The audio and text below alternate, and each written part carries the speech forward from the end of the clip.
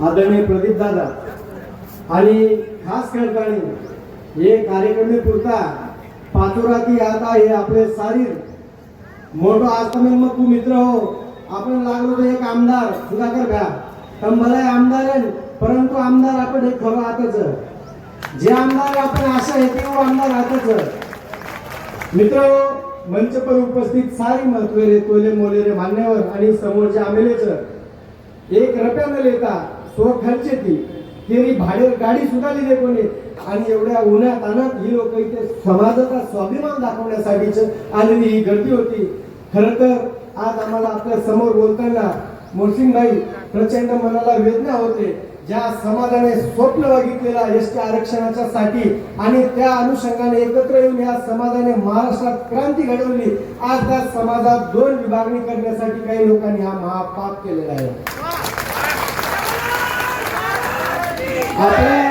आपल्या समाजाला दुफळी निर्माण करण्यासाठी अनेक आमिष दाखवली गेली। सुधाकर भैया समाजाला 1 करोड रात देऊन टाकलं बघा। आम्ही लोक अनेक दिवसापासून संत सेवालाल महाराज यांचा स्मारक व्हावा याच्यासाठी आंदोलन करत होतो, परंतु हा श्रेय समाज बांधवांचा आहे आणि एका दुखा व्यक्तीचा नाही। परंतु काही व्यक्तींनी त्याचा षड्यंत्र ओळखला की भविष्यात जेव्हा जेव्हा समाजाच्या मागणीचा विषय येतो तेव्हा सुधाकर दादा सारखी व्यक्ती मोरसिंग भैया सारखी व्यक्ती ही समाजाच्या हितासाठी जात धर्म पक्ष पार्टी बाजूला ठेवून प्रामुख्याने आपल्या समोर उपस्थित असतात आणि हीच भीती त्यांना खूप मोठी सतवत होती की येणाऱ्या काळात जर हा समाज त्यांच्याच पाठीशी गेला तर ग्रामीण भागात जो आता झिडपी आणि पंचायत समितीची निवडणुकीचे आता धुमाळी सुरू होणार आहे आणि याचा कुठेतरी आपल्याला फटका बसेल आणि XYZ व्यक्तीची स्वप्न पाहते की मला 2 तुकडे करा समाजात 3 तुकडे करा कारण की यांच्यात एकी असणार नाही आणि यांच्यात कधी प्रगती होणार नाही अशा वृत्तीने त्या लोकांनी आपल्याला तोडण्याचा प्रयत्न केलेला आहे। परंतु हा समाज स्वाभिमानी आहे, कोणासाठी 1 रुपया घेणार नाही। जेव्हा जेव्हा गरज पडेल सुधाकर भैया तुम्हाला आणि सगळ्या टीमला मी सांगतो आम्हाला बोलण्यासाठी अनेक निर्बंध आपण दिलेले आहेत, परंतु जिथे समाजाच्या स्वाभिमानाचा आणि अस्तित्वाचा विषय येईल तिथे हा समाज कोणाच्या बापाला न घाबरता समोर येईल। आता मी तुम्हाला एक छोटंसं सांगेल कारण की माझ्यानंतर अनेक लोक बोलणार आहेत। संत सेवालाल महाराजांची परीक्षा घेण्यासाठी नर्सिंग वडत्या हे त्यांच्याकडे गेले।